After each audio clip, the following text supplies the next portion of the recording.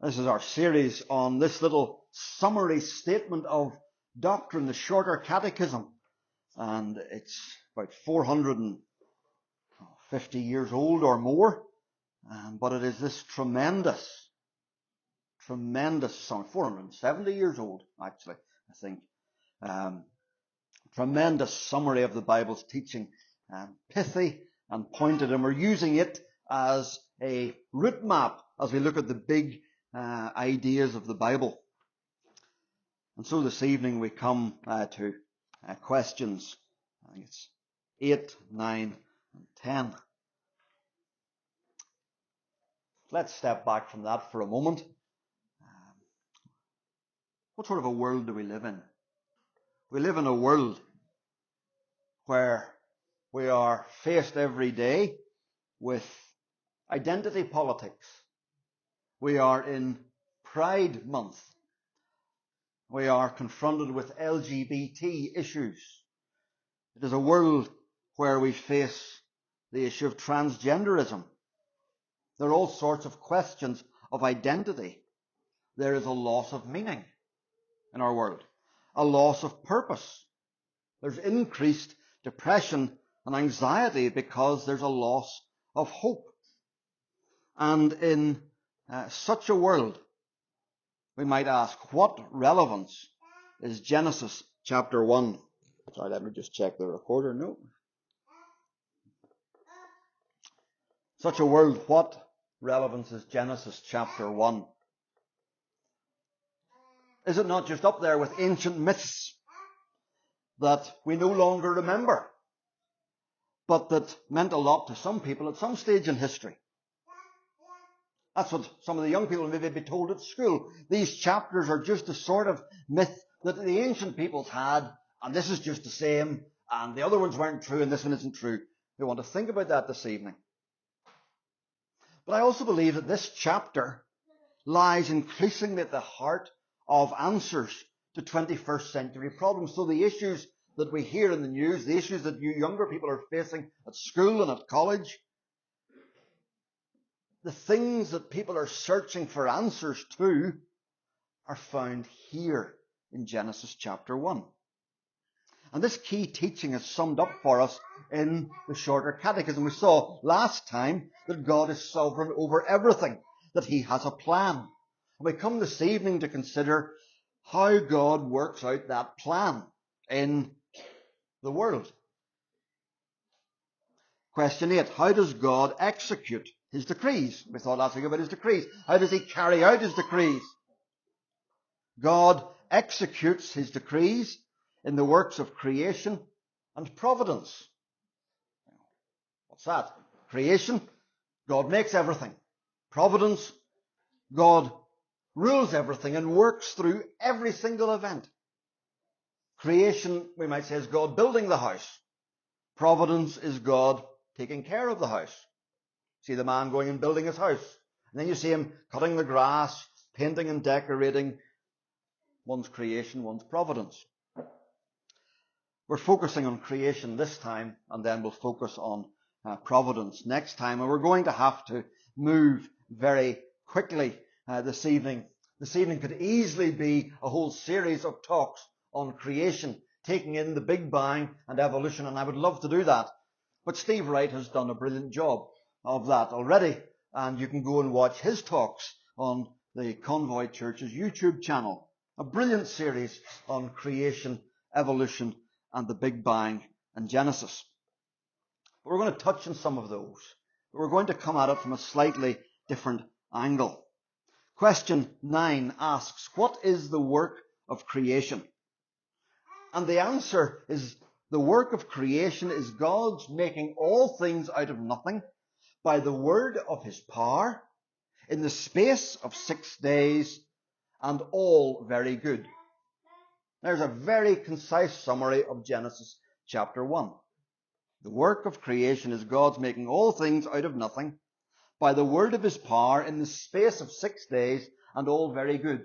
The next question, how did God create man? God created man, male and female, after His own image, in knowledge, righteousness, holiness and dominion, or with dominion over the creatures. So there's a summary. And we want to think of two things this evening. First of all, the place God made, and then, well, you can guess it, the people God made. The place God made. Question 9 summarizes Genesis chapter 1. What is the work of creation? The work of creation is God's making all things of nothing by the word of his power in the space of 6 days, and all very good. It introduces us to the artist, his materials, his creative ability and creative excellence. So let's think, there's those 4 things we're going to note briefly. First of all, the artist. The work of creation is God's making all things. Genesis 1, in the beginning, God created the heavens and the earth. The Bible starts with this great claim that God is responsible for everything. It tells us from the start that there is a God. It doesn't defend that, doesn't explain it, just tells us that there is a God. But it's the only explanation that there can be to account for all that we can see. Often the comment is made, as I said at the beginning, that the Bible's account of the beginning is similar to ancient myths. It's not. Young people, it's not. Don't let anyone tell you that. It's vastly different.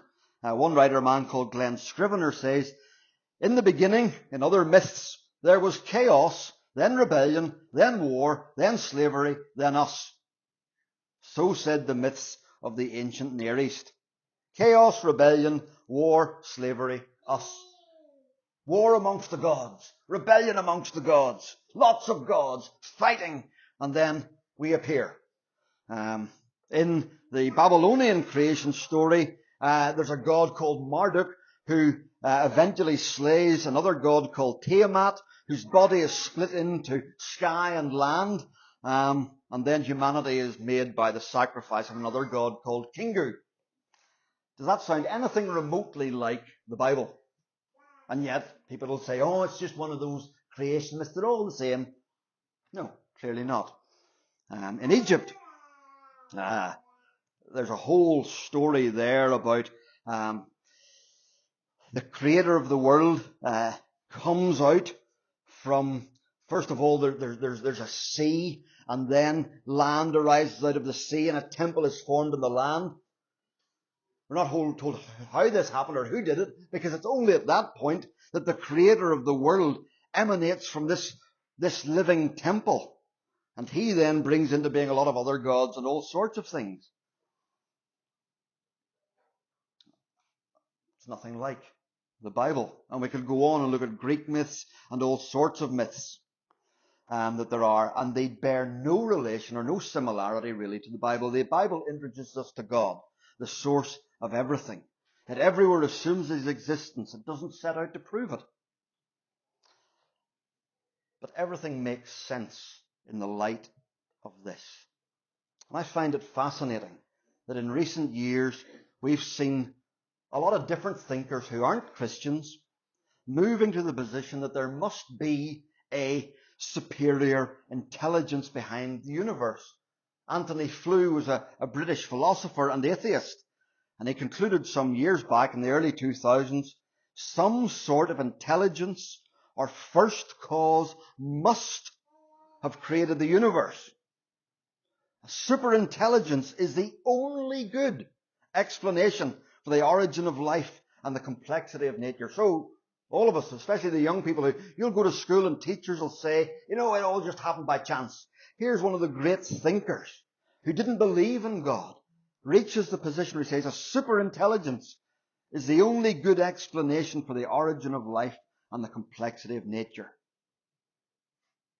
Another man that I was reading, a man called John Barrow, a mathematician, also an atheist, commenting on the mathematical precision of some of the factors in the universe. And again, go and watch Steve on this. He's brilliant at it. John Barrow says that, well, one possible way that this precision could exist is that they're alien, super intelligent beings who have finely tuned our universe. That's one of his suggestions. It seems to me that any suggestion of super intelligence is kind of an acknowledgement of a godlike being in some form or other. And here we are with Genesis. In the beginning, God. There he is. We're told it from the beginning. His materials, out of nothing. Out of nothing. The deep question that lies behind everything is, where did it come from? Why is there something other than nothing? Scientists used to think that the universe had no beginning, that it was eternal, and that's a valid option until the evidence shows you that the universe had a beginning. In 1927, Edwin Hubble showed that galaxies are moving away from us, and it provided confirmation for the theory of relativity and confirmation for the idea that the universe had a beginning. They're all moving away, as if there's been some sort of start, and they're all moving out the way from that starting point. Scientists didn't like that, because if there's a beginning, what began it? Who began it? One scientist, a man called Arthur Eddington, one of the greatest physicists in the early 20th century, said, philosophically, the notion of a beginning to the present order of nature is repugnant to me. Repugnant. Didn't like it. Didn't like it because it raises the question, who or what began it? The Bible has said all along, in the beginning. In the beginning.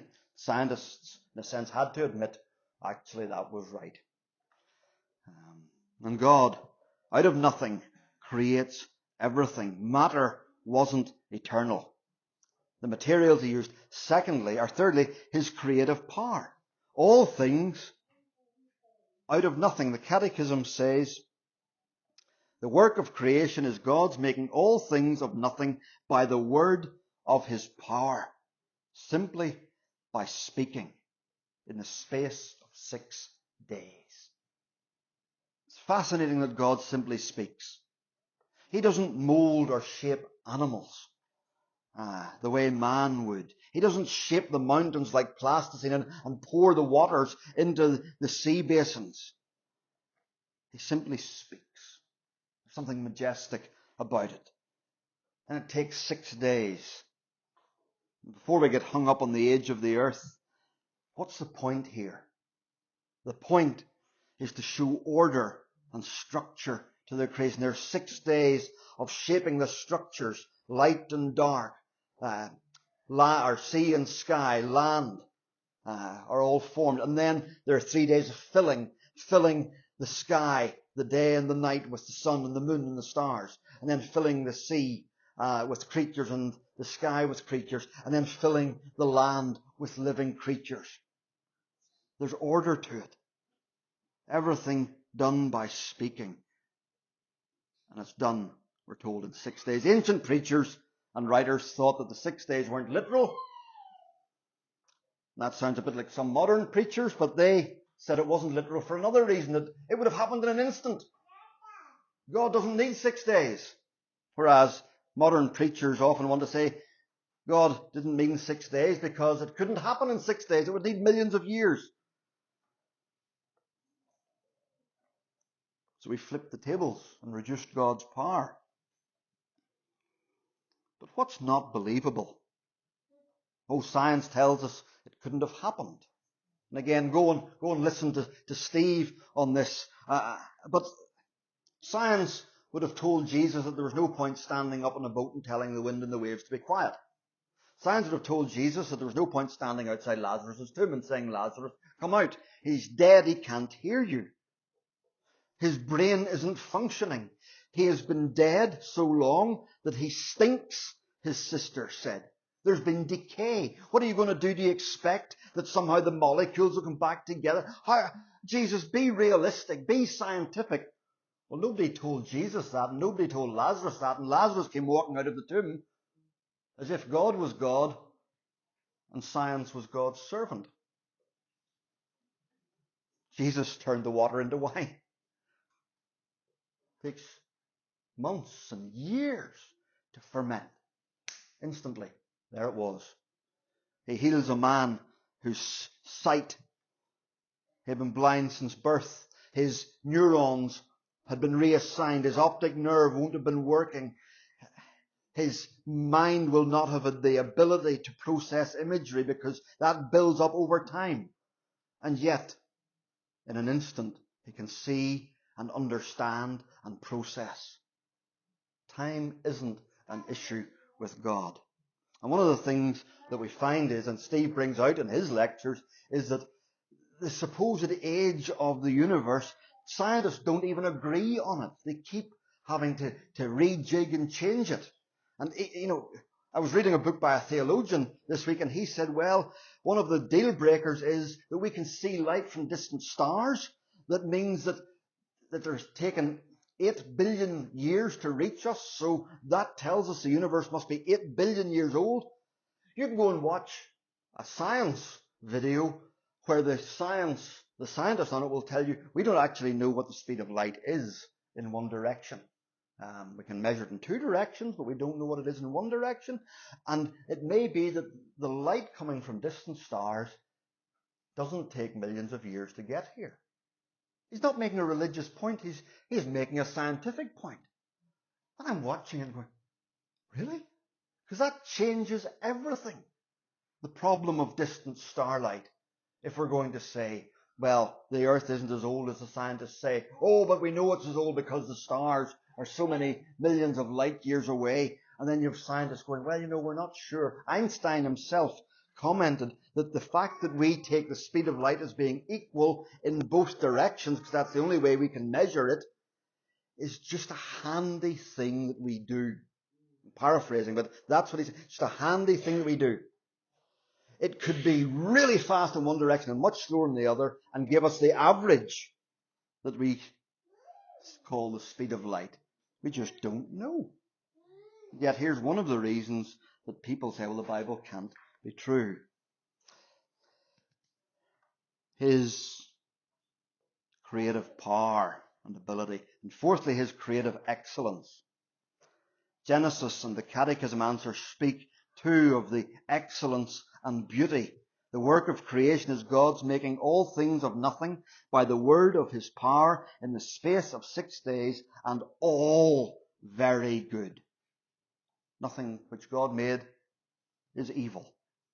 Evil is an invasion which has twisted the character of mankind. And man uses God's gifts in an evil way. Think of the goodness around us that we see even today in the world. We've been blessed with good weather and sunsets that have been spectacular this week. William, you were up Errigal for sunset, were you? Boy, just made me envious and jealous, that did. Thanks. But stunningly beautiful, the sunsets that we've seen. I was swimming yesterday, the scenery underwater, Port na Blah, glorious. Basking shower, Port na Blah harbour the other evening, dolphins in the harbour, spectacular. Think of the human body, think of flavours, think of sound, think of the capabilities of the human body, think of the capabilities of the human brain, think of the starry night sky. It's so good. So glorious. And what we are seeing is after thousands of years of degrading effects of the curse of sin in the world. The first humans must have been staggering individuals, intellectually and physically. Their capacities must have been far beyond ours. It was all very good. Very good, it says. Why is it that our planet is so different from all the others?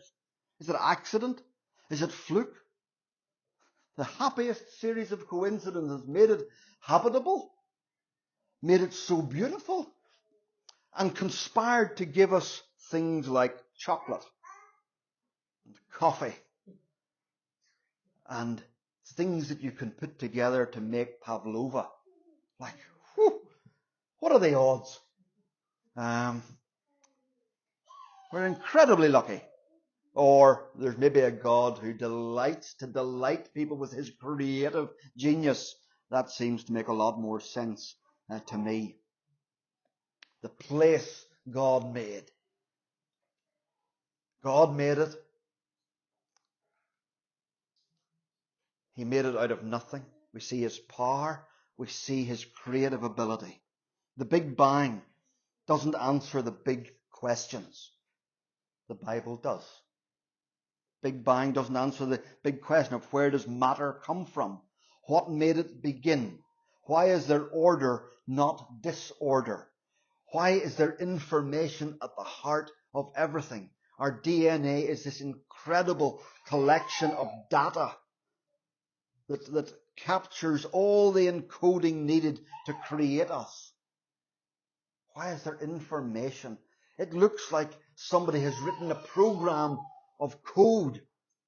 Well, how can you have a program of code if there's not a programmer? You know, we know that in programming that the slightest glitches can cause the program to crash. And yet we have got this code that is meant to have got here by absolute accident that reproduces human beings so well. Big Bang and evolution don't answer the questions. Where does consciousness come from if all there is matter? Where does our sense of morality come from? All sorts of problems that they can't answer. And we're going to leave the problems there. There are many more that I can give you. The place God made. This is the best and clearest answer. We see, secondly, then, the people God made. The people God made. Once God has the stage built, he builds, or he creates, rather, the actors for his drama.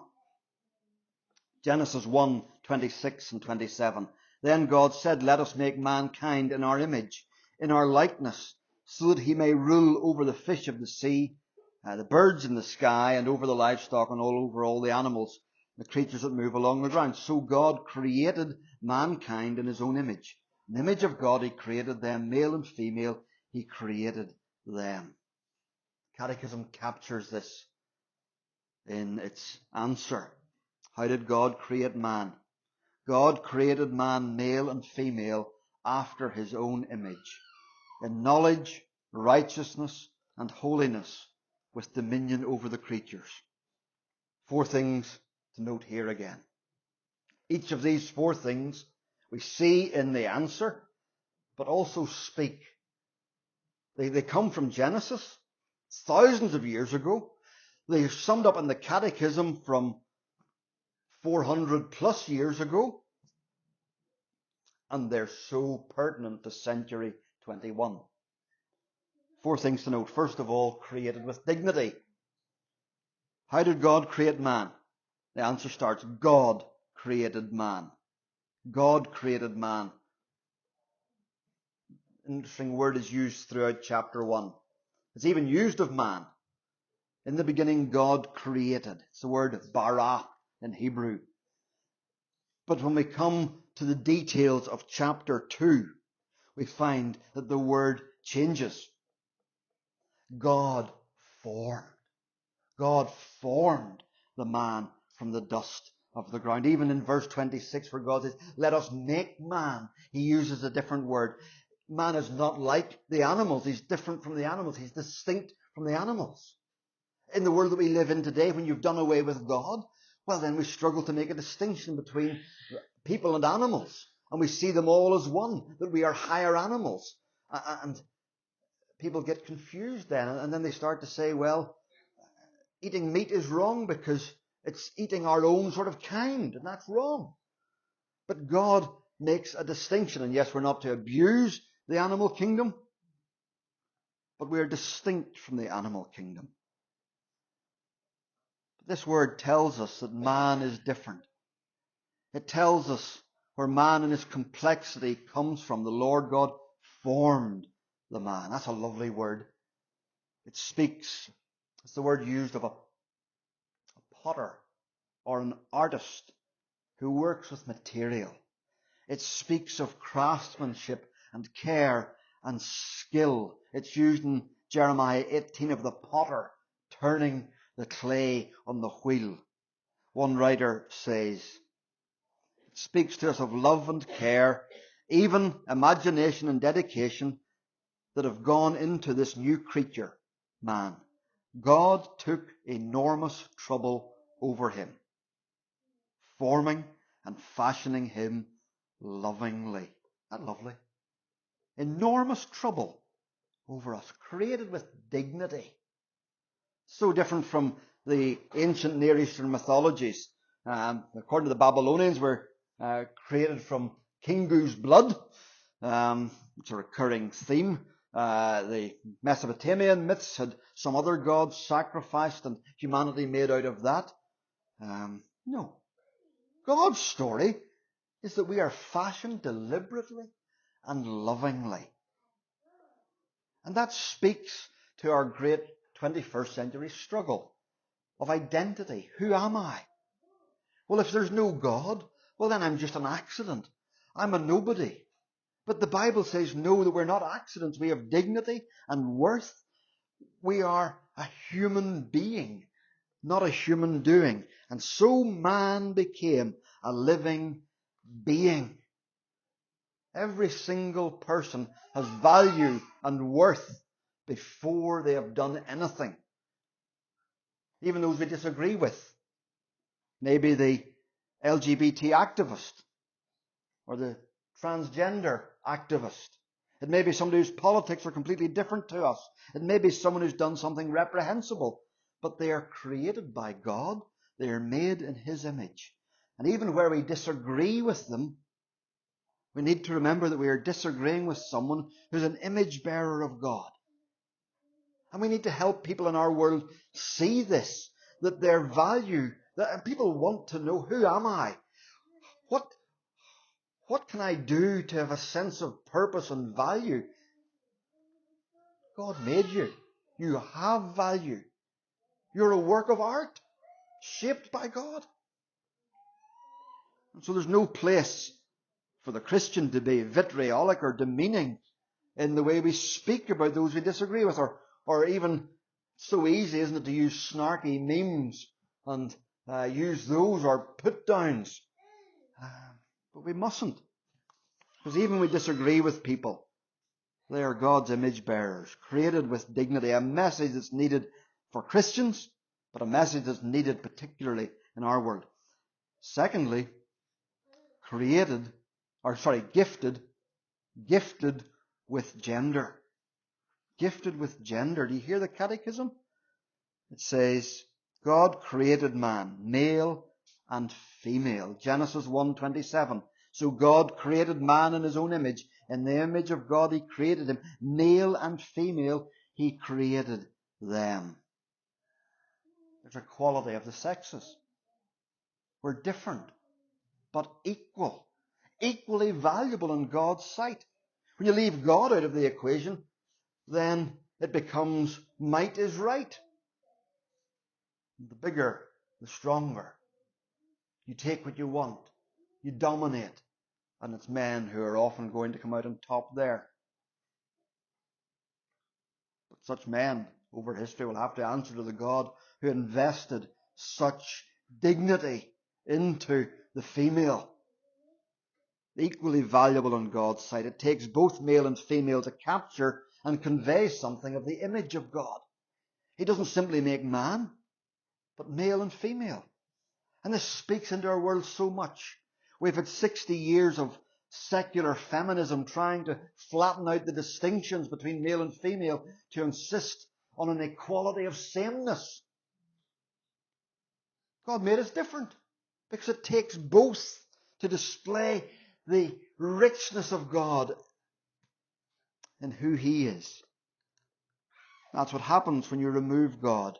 Value is seen in what you do, and we've all got to do the same thing then. I can just be the same as you and do what you do, so that I can be valuable as well. With God in the picture, we have a freedom to be different and distinct, and yet to be equal. How can we convey something of the richness of God if men and women are simply carbon copies of each other. It takes both with our differing gifts and temperaments and abilities to portray the richness of God's character. It also speaks into our current confusion over gender, the tragic mess who have trained people to get their identity from their sexuality and to define themselves by how they feel. That's not how we were made. We were made to get our identity from God. We've seen that. But here God gifts us our physicality. And when we ignore that, people end up looking at their body and saying, well, I feel like I'm the opposite sex, so I will change my body, rather than work towards changing their feelings. What if we started here with our Maker and saw gender as a gift from God, something in His wisdom and goodness that He has given to us? Our feelings often betray us, don't they? We know that in all sorts of circumstances. We need to learn not to live by our feelings. We need to learn to see gender as a gift and a given, a generous gift from God and a given, something that we don't need to debate internally. No, that's the clear thing. I need to bring my mind into line. It may be difficult at times, but that's what we need to do. And what this passage speaks to us about, it speaks to us about, in a sense, sexuality not being our own issue that we decide and debate for ourselves, but it's a gift from God. It's not our identity, but it's a gift from God. It comes secondary to being made by God. And then thirdly, we see crafted with dignity, gifted with gender. Thirdly, made to know God. Made to know God. God created man, male and female, after His own image. After His own image. After His image. A lot of discussion about this. We're not going to go anywhere near it, except this explains why we are rational, because He is rational. Why we are moral, because He is moral. Why we are relational, because He's relational. Why we can love, because He is loving. Why we have intelligence, because He has intelligence. Why we are persons. Why we are personal beings, because He is. We are made to know Him because we are made like Him. He makes us so that He can relate to us. And we find Him. What does He do? He's speaking. He's not speaking to the animals. Not Dr. Dolittle God. He's speaking to Adam and Eve because they were made to know Him. We're the apex of His creation. Nothing is given as high a privilege. Not even anything in the spiritual realm is given as high a privilege as being made in the image of God. Here's the very definition of our humanness. To be made to know God. The ancient myths, people were made to serve the gods, to be their lackeys, to be the ones that would do their bidding. And that is, we're made to know God. What a richness we have. And we read that God breathed into His nostrils the breath of life. How many people's nostrils do you breathe into? Maybe you're holding a little baby. You're holding them close. Your son, your daughter. Maybe it's your husband or wife. Maybe it's a parent. And you're embracing them. And you're close. You breathe into the nostrils of someone you really care about. It's a thing of closeness, isn't it? And as God breathes into Adam's nostrils, there's the creation of the soul. But it speaks to us of being made to know God. And this speaks into the great question of purpose. Why am I here? What's life for? And people have a sense of pointlessness. Life's pointless. What's the point in going on? Why bother? And when you take God out of the story, we're left with no sense of identity. We're left confused about our sexuality. And we're left wondering, what's life about?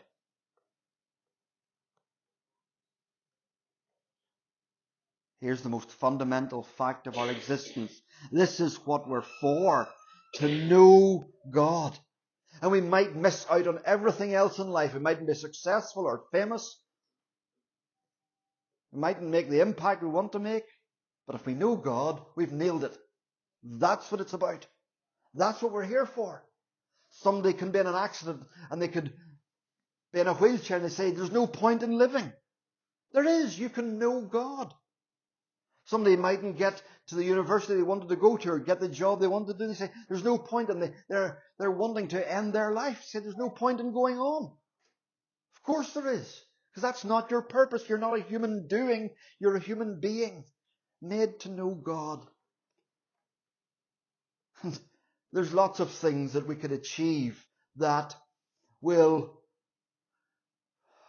disappoint us when we get them because they were finite and limited.